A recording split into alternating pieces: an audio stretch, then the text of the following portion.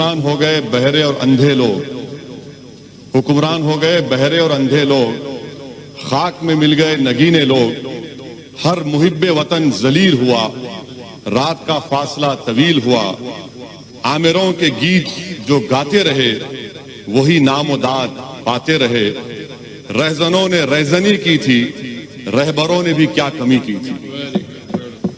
कि नेपाल एक मुल्क है जो हमारे बहुत करीबी ताल्लुकात हमारे भारत से रहे हैं। आज नेपाल नरेंद्र मोदी की सरकार को कह रहा है कि मिस्टर मोदी अगर आप चाहें तो हम आपको और पाकिस्तान को बिठाकर बात करा देते हैं इंटरलॉक्यूटर बनकर। अब आप बताइए सर कितनी कामयाबी है इन लोगों की। दूसरी इनकी कामयाबी देख लीजिए सर, या इनकी नाकामी, और भारत की नहीं बल्कि इनकी सरकार की नाकामी, कि अमेरिका के कांग्रेस में और सेनेटर्स ने हमारे मुल्क के ऊपर कई हियरिंग्स किए, कई रिमार्क्स किए, कई मोशंस पास किए। इतना वजीर आजम ट्रंप से बगलगीर हुए, ऐसा लग रहा था पिछले बार के शायद बकरीद और रमजान के ईद के गले मिल रहे हैं।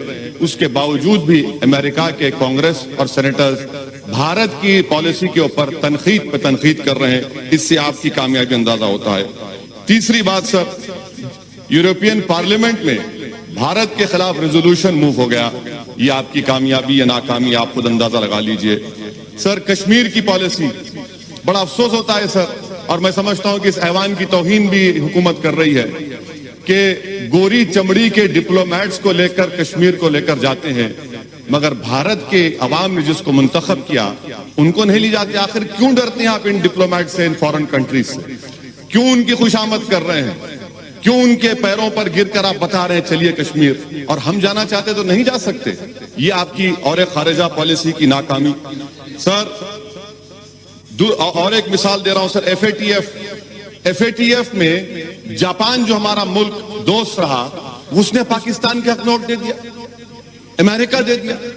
अब पाकिस्तान पे से एफएटीएफ खत्म हो जाएगा, वो ग्रे लिस्ट से निकल जाएंगे। ये इनकी खारिजा पॉलिसी रही सर। अफगानिस्तान में तालिबान आ रहा है, अमेरिका कह रहा है कि छाबार पोर्ट में भारत नहीं बना सकता पोर्ट। कल तालिबान वहां पर आएगा तो हम क्या करेंगे फिर? आपके पास इसका कोई अंदाजा नहीं है। अच्छा सर, अब आप आ जाइए, हज सब्सिडी को निकाला गया था, 700 करोड़ की सब्सिडी निकाले। मैंने खुद कहा था कहां गए वो पैसे? 700 करोड़ में आपने कितने मुस्लिम महिलाओं के लिए स्कूल खोले? 0, 0। और आज आप कहती हैं कि स्कॉलरशिप। सर हर साल मैम डिमांड कर रहे हैं कि माइनॉरिटीज के लिए, अक़लियतों के लिए डिमांड ड्रिवन स्कॉलरशिप करिए, आप नहीं करते। और नहीं करने की वजह से हर साल कम से कम 20 लाख मुस्लिम लड़के और लड़कियां स्कॉलरशिप से महरूम होती हैं। अच्छा सर आप देख लीजिए, जो पैसे दिए गए थे 2018 और 19 में, उसमें से आपने 170 करोड़ रुपए खत्म दिए ही नहीं। 19-20 में आपने नवंबर तक सिर्फ 27% पैसे रिलीज किए, और फिर आप बड़ी बड़ी बातें करते। हुनर हट का जिक्र सदर जमहूरिया ने किया, इसमें भी झूठ सर। झूठ का अंदाजा लगाइए कि खुद गवर्नमेंट का मैंने आरटीआई एप्लीकेशन डाला जिसमें कहा गया कि 2018-19 में खाली 12,000 के करीब आर्टिजन्स को, 1,227 आर्टिजन्स को हुनर हट में ट्रेनिंग दी गई। आप कहते हैं हजारों, ये आरटीआई का एप्लीकेशन है। सर तीसरी जो अहम बात मैं आपके सामने जिक्र करना चाह रहा था कि theory of separation of power, ये हमारे हर जमहूरियत के लिए बुनियाद होती है, मगर 5.5 साल में तो थ्योरी ऑफ सेपरेशन पावर्स की धज्जियां नहीं बल्कि उसको निस्तनाबूद कर दिया गया। कोई चीज आजाद नहीं है आज। थ्योरी ऑफ सेपरेशन पावर्स खत्म होकर सेंट्रलाइजेशन ऑफ पावर्स बन चुका है। यहाँ पर एक ही शख्स के हाथ में पूरा पावर आ चुका है। जो सेपरेशन ऑफ पावर्स में अदलिया थी, लेजिस्लेचर, एग्जीक्यूटिव, अब लगता है कि एक ही फर्द में ये तमाम चीजें समा जा चुकी हैं, जो हमारी जमहूरियत के लिए बहुत बड़ा खतरा साबित हो रहा है सर। चौथी बात सर जिसका जिक्र मैं आपके सामने करना चाह रहा हूं कि सरकार बार बार कहती है कि और सिटीजन अमेंडमेंट एक्ट, सर इस पार्लियामेंट की तारीख में ये पहला कानून बनाया गया जिसमें मजहब का नाम लेकर हिंदू, मुसलमान, बौद्ध, ईसाई, पारसी, कभी 70 साल में इस तरह का कानून नहीं बना इस पार्लियामेंट में। वो भी बदनुमा दाग का एजाज आपको हासिल है कि आपने मजहब के नाम पर कानून बनाया। सर, एनपीआर एनआरसी के बारे में आज एक सवाल के जवाब में हुकूमत ने कहा कि till now there is no decision NRC is taken. Sir, ये टिल नाउ का मतलब क्या है? सर, ये टिल नाउ का मतलब क्या है? आज और कल होगा ना, कल होगा, परसों होगा। नहीं, उसमें लिखा है अभी तक। अभी तक, कभी तक, कभी नहीं लिखा हुआ है ना सर, अभी तक, टिल नाउ। सर अब आप देखिए सर, मैं आपके जरिए से गवर्नमेंट को कह रहा हूं, जी यस सर, मैं थम्स अप हूं, आप शेक्सपियर पढ़े हैं मुझे मालूम, और मैं आपको कह रहा हूं कि अभी सर मैं अभी हलवा और पूहा खा के आऊं, इसलिए अच्छा बोल रहा हूं। हाँ, तो सर ये एनपीआर और एनआरसी का मैं जिम्मेदारी के साथ अर्ज कर रहा हूं।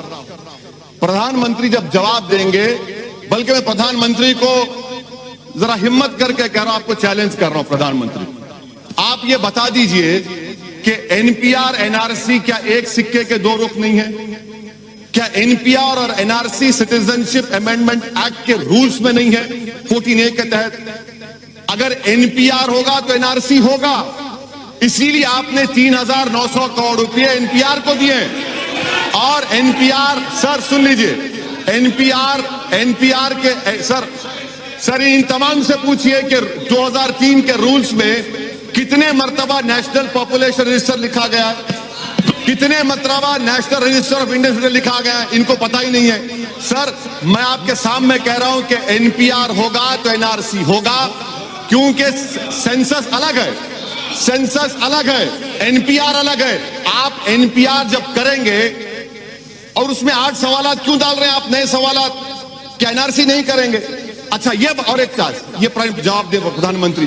दूसरी बात सुनिए, दूसरी बात, आप बोलना चाह रहे तो मैं बैठ जाऊं, आप बोलिए ना सर। सिटीजनशिप अमेंडमेंट, प्रधानमंत्री कहते हैं ये नागरिकता देता लेता नहीं है, ये देता भी और लेता भी है। उसकी मिसाल क्या है? आसाम। क्या आसाम में 5 लाख मुसलमान के नाम नहीं आए, वो बंगाली जबान बोलते? आसाम में 5 लाख बंगाली जबान बोले हिंदू हैं, आप बंगाली हिंदू को सिटीजनशिप देना चाहते हैं, आसाम के 5 लाख मुसलमानों को नहीं देना चाहते? क्या आसाम के असेंबली ने आपने नहीं कहा, आपकी सरकार ने? सिटीजन अमेंडमेंट एक्ट ये है, एनपीआर होगा, नहीं घुसपैठी नहीं, घुसपैठियों का बाप हूं। सर सुनिए, एनपीआर होगा तो एनआरसी होगा। आसाम में जो घुसपैठी है, आसाम में जो घुसपैठी है, मुसलमान घुसपैठी है, बंगाली हिंदू नहीं है। सर मैं खत्म कर रहा हूं 2 मिनट में। सर ये तो एनपीआर एनआरसी में कोई फर्क नहीं है सर, एनपीआर एनआरसी एक ही है सर। एनपीआर होगा तो एनआरसी होगा। प्रधानमंत्री बता दें कि आसाम के 5 लाख बंगाली हिंदुओं को सिटीजनशिप नहीं मिलेगी CAA के तहत। सर आखिर में सर मैं आपको बताना चाहूंगा कि ये जो मुल्क में जो माहौल है, प्रधानमंत्री और गवर्नमेंट कह रही है क्यों हो रहा है एहतजाज? प्रधानमंत्री ने खुद कहा था कि मैं मुस्लिम महिलाओं का भाई हूं। आज मुस्लिम महिला उनके खिलाफ खड़ी है तो भाई को नाराजगी क्यों हो रही है, एहतजाज क्यों हो रहा है? सर ये जो लड़ाई है ना सर, ये हमारे वजूद और बका की लड़ाई है। अगर हम इसमें नाकाम हो जाते हैं तो हम खत्म हो जाएंगे। इसीलिए हम कह रहे हैं कि आप कैटेगोरिकली खड़े रहिए और खड़े रहकर कहिए। मौजूदा वतन में जो माहौल है सर, ऐसा माहौल है कि 1933 का जर्मनी का माहौल है, 1938 का जर्मनी का माहौल है, 1948 का 38 का मुसोलिनी का माहौल है। आज हर जगह पर अब सिर्फ बाकी क्या रह गया मालूम सर? बाकी हिटलर ने भी इन्हें सेंसस किया था, उसके बाद यहूदियों को गैस का चैम्बर में डाल दिया। मुसोलिनी ने भी 1938 में सेंसस किया था, उसके बाद पूरी जायदाद रोमा और यहूदियों की छीन ली। अब वही हाल यहां पर होने वाला है मुसलमानों के साथ, वही हाल होने वाला है सर, वही हाल करने वाले। इनका मकसद ही वही है, इनका मकसद मैं खत्म कर रहा हूं सर, मैं खत्म कर रहा हूं सर। और दिल्ली में क्या हो रहा है? इतने पावरफुल होम मिनिस्टर है, 3 गोलियां चलती हैं, ये लॉ एंड ऑर्डर है आपका। कैपिटल ऑफ द कंट्री में सर, कैपिटल सर खत्म करो, 1 minute last. Capital of the country में 3 गोलियां चलती हैं। गोली मारो देश के गद्दारों को, मारो मुझे, कहां मारते मारो, बताओ, मारो मुझे, हिम्मत है तुमको, मारो मुझे, मैं मरने तैयार हूं। सर ये बुज़दिल है, ये संविधान को खत्म करना चाहते हैं, भारत को हिटलर और मुसोलिनी का मुल्क बनाना चाहते हैं, इसलिए मैं इसकी मुखालिफत करता हूं sir. Thank you sir.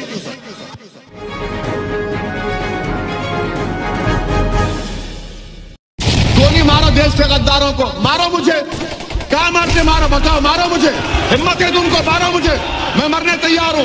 Sir ये बुज़दिल है, ये संविधान को खत्म करना चाहते हैं, भारत को हिटलर और मुसोलिनी का मुल्क बनाना चाहते हैं, इसलिए मैं इसकी मुखालिफत करता हूं। उसके बाद पूरी जायदाद रोमा और यहूदियों की छीन ली। अब वही हाल यहां पर होने वाला है मुसलमानों के साथ, वही हाल होने वाला है सर, वही हाल करने वाले हैं। इनका मकसद ही वही है, इनका मकसद मैं खत्म कर रहा हूं सर, मैं खत्म कर रहा हूं सर।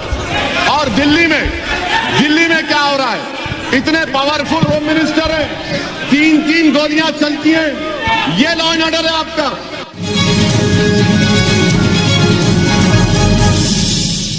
कि हुक्मरान हो गए बहरे और अंधे लोग, हुक्मरान हो गए बहरे और अंधे लोग, खाक में मिल गए नगीने लोग, हर मुहिब्बे वतन जलील हुआ, रात का फासला तवील हुआ, आमिरों के गीत जो गाते रहे वही नामोदाद पाते रहे, रहजनों ने रहजनी की थी, रहबरों ने भी क्या कमी की थी। कि नेपाल एक मुल्क है जो हमारे बहुत करीबी ताल्लुकात हमारे भारत से रहे हैं। आज नेपाल नरेंद्र मोदी की सरकार को कह रहा है कि मिस्टर मोदी अगर आप चाहें तो हम आपको और पाकिस्तान को बिठाकर बात करा देते हैं इंटरलॉक्यूटर बनकर। अब आप बताइए सर कितनी कामयाबी है इन लोगों की। दूसरी इनकी कामयाबी देख लीजिए सर, या इनकी नाकामी, और भारत की नहीं बल्कि इनकी सरकार की नाकामी, कि अमेरिका के कांग्रेस में और सेनेटर्स ने हमारे मुल्क के ऊपर कई हियरिंग्स किए, कई रिमार्क्स किए, कई मोशंस पास किए। इतना वजीर आजम ट्रंप से बगलगीर हुए, ऐसा लग रहा था पिछले बार के शायद बकरीद और रमजान के ईद के गले मिल रहे हैं। उसके बावजूद भी अमेरिका के कांग्रेस और सेनेटर्स भारत की पॉलिसी के ऊपर तनकीद पे तनकीद कर रहे हैं। इससे आपकी कामयाबी अंदाजा होता है। तीसरी बात सर, यूरोपियन पार्लियामेंट में भारत के खिलाफ रेजोल्यूशन मूव हो गया, ये आपकी कामयाबी या नाकामी आप खुद अंदाजा लगा लीजिए। सर कश्मीर की पॉलिसी, बड़ा अफसोस होता है सर, और मैं समझता हूं कि इस ऐवान की तौहीन भी हुकूमत कर रही है कि गोरी चमड़ी के डिप्लोमेट्स को लेकर कश्मीर को लेकर जाते हैं, मगर भारत के अवाम ने जिसको मुंतखब किया उनको नहीं ली जाती। आखिर क्यों डरते हैं आप इन डिप्लोमेट से, इन फॉरेन कंट्रीज से? क्यों उनकी खुशामद कर रहे हैं? क्यों उनके पैरों पर गिरकर आप बता रहे हैं चलिए कश्मीर, और हम जाना चाहते तो नहीं जा सकते? ये आपकी और एक खारिजा पॉलिसी की नाकामी। सर और एक मिसाल दे रहा हूं सर, एफएटीएफ में जापान जो हमारा मुल्क दोस्त रहा, उसने पाकिस्तान के हक नोट दे दिया, अमेरिका दे दिया। अब पाकिस्तान पे से एफएटीएफ खत्म हो जाएगा, वो ग्रे लिस्ट से निकल जाएंगे। ये इनकी खारिजा पॉलिसी रही सर। अफगानिस्तान में तालिबान आ रहा है, अमेरिका कह रहा है कि छाबार पोर्ट में भारत नहीं बना सकता पोर्ट, कल तालिबान वहां पर आएगा तो हम क्या करेंगे फिर? आपके पास इसका कोई अंदाजा नहीं है। अच्छा सर, अब आप आ जाइए, हज सब्सिडी को निकाला गया था, 700 करोड़ की सब्सिडी निकाले, मैंने खुद कहा था, कहां गए वो पैसे? 700 करोड़ में आपने कितने मुस्लिम महिलाओं के लिए स्कूल खोले? 0, 0। और आज आप कहती हैं कि स्कॉलरशिप। सर हर साल मैम डिमांड कर रहे हैं कि माइनॉरिटीज के लिए, अक़लियतों के लिए डिमांड ड्रिवन स्कॉलरशिप करिए, आप नहीं करते। और नहीं करने की वजह से हर साल कम से कम 20 लाख मुस्लिम लड़के और लड़कियां स्कॉलरशिप से महरूम होती हैं। अच्छा सर, आप देख लीजिए जो पैसे दिए गए थे 2018 और 19 में, उसमें से आपने 170 करोड़ रुपए खत्म दिए ही नहीं। 19-20 में आपने नवंबर तक सिर्फ 27% पैसे रिलीज किए, और फिर आप बड़ी बड़ी बातें करते। हुनर हाट का जिक्र सदर जमहूरिया ने किया, इसमें भी झूठ सर। झूठ का अंदाजा लगाइए कि खुद गवर्नमेंट का मैंने आरटीआई एप्लीकेशन डाला जिसमें कहा गया कि 2018-19 में खाली 12,000 के करीब आर्टिजन्स को, 1,227 आर्टिजन्स को हुनर हाट में ट्रेनिंग दी गई। आप कहते हैं हजारों, ये आरटीआई की एप्लीकेशन है। सर तीसरी जो अहम बात मैं आपके सामने जिक्र करना चाह रहा था कि theory of separation of power, ये हमारे हर जमहूरियत के लिए बुनियाद होती है, मगर 5.5 साल में तो थ्योरी ऑफ सेपरेशन पावर्स की धज्जियां नहीं बल्कि उसको निस्तनाबूद कर दिया गया। कोई चीज आजाद नहीं है आज। थ्योरी ऑफ सेपरेशन पावर्स खत्म होकर सेंट्रलाइजेशन ऑफ पावर्स बन चुका है यहाँ पर। एक ही शख्स के हाथ में पूरा पावर आ चुका है। जो सेपरेशन ऑफ पावर्स में अदलिया थी, लेजिस्लेचर, एग्जीक्यूटिव, अब लगता है कि एक ही फर्द में ये तमाम चीजें समा जा चुकी हैं जो हमारी जमहूरियत के लिए बहुत बड़ा खतरा साबित हो रहा है सर। चौथी बात सर जिसका जिक्र मैं आपके सामने करना चाह रहा हूं कि सरकार बार बार कहती है कि सिटीजन अमेंडमेंट एक्ट, सर इस पार्लियामेंट की तारीख में ये पहला कानून बनाया गया जिसमें मजहब का नाम लेकर हिंदू, मुसलमान, बौद्ध, ईसाई, पारसी, कभी 70 साल में इस तरह का कोई कानून नहीं बना इस पार्लियामेंट में। वो भी बदनुमा दाग का एजाज आपको हासिल है कि आपने मजहब के नाम पर कानून बनाया। सर एनपीआर एनआरसी के बारे में आज एक सवाल के जवाब में हुकूमत ने कहा कि till now there is no decision NRC has been taken. Sir ये टिल नाउ का मतलब क्या है सर? ये टिल नाउ का मतलब क्या है? आज और कल होगा ना, कल होगा, परसों होगा नहीं, उसमें लिखा है अभी तक। अभी तक, कभी तक, कभी नहीं लिखा हुआ है ना सर, अभी तक, टिल नाउ। सर अब आप देखिए सर, मैं आपके जरिए से गवर्नमेंट को कह रहा हूं, जी यस सर, मैं थम्स अप हूं, आप शेक्सपियर पढ़े हैं मुझे मालूम, और मैं आपको कह रहा हूं कि अभी सर मैं अभी हलवा और पूहा खा के आऊं इसलिए अच्छा बोल रहा हूं। हाँ तो सर ये एनपीआर और एनआरसी का मैं जिम्मेदारी के साथ अर्ज कर रहा हूं। प्रधानमंत्री जब जवाब देंगे, बल्कि मैं प्रधानमंत्री को जरा हिम्मत करके कह रहा हूं, आपको चैलेंज कर रहा हूं प्रधानमंत्री, आप ये बता दीजिए कि एनपीआर एनआरसी क्या एक सिक्के के दो रुख नहीं है? क्या एनपीआर और एनआरसी सिटीजनशिप अमेंडमेंट एक्ट के रूल्स में नहीं है 14A के तहत? अगर एनपीआर होगा तो एनआरसी होगा, इसीलिए आपने 3,900 करोड़ रुपए एनपीआर को दिए। और एनपीआर, सर सुन लीजिए, एनपीआर के सर इन तमाम से पूछिए कि 2003 के रूल्स में कितने मर्तबा नेशनल पॉपुलेशन रजिस्टर लिखा गया, कितने मर्तबा नेशनल रजिस्टर ऑफ इंडियन लिखा गया, इनको पता ही नहीं है। सर मैं आपके सामने कह रहा हूं कि एनपीआर होगा तो एनआरसी होगा, क्योंकि सेंसस अलग है, सेंसस अलग है, एनपीआर अलग है। आप एनपीआर जब करेंगे और उसमें 8 सवालात क्यों डाल रहे हैं आप, नए सवालात, क्या एनआरसी नहीं करेंगे? अच्छा ये और एक बात, ये जवाब दे प्रधानमंत्री। दूसरी बात सुनिए, दूसरी बात, आप बोलना चाह रहे तो मैं बैठ जाऊं, आप बोलिए ना सर सिटीजनशिप अमेंडमेंट, प्रधानमंत्री कहते हैं ये नागरिकता देता लेता नहीं है, ये देता भी और लेता भी है। उसकी मिसाल क्या है? आसाम। क्या आसाम में 5 लाख मुसलमान के नाम नहीं आए, वो बंगाली जबान बोलते? आसाम में 5 लाख बंगाली जबान बोले हिंदू हैं, आप बंगाली हिंदू को सिटीजनशिप देना चाहते हैं, आसाम के 5 लाख मुसलमानों को नहीं देना चाहते? क्या आसाम के असेंबली में आपने नहीं कहा, आपकी सरकार ने? सिटीजन अमेंडमेंट एक्ट ये है, एनपीआर होगा, नहीं घुसपैठी नहीं, घुसपैठियों का बाप हूं। सर सुनिए, एनपीआर होगा तो एनआरसी होगा। आसाम में जो घुसपैठी है, आसाम में जो घुसपैठी है मुसलमान घुसपैठी है, बंगाली हिंदू नहीं है। सर मैं खत्म कर रहा हूं 2 मिनट में सर। ये तो एनपीआर एनआरसी में कोई फर्क नहीं है सर, एनपीआर एनआरसी एक ही है सर।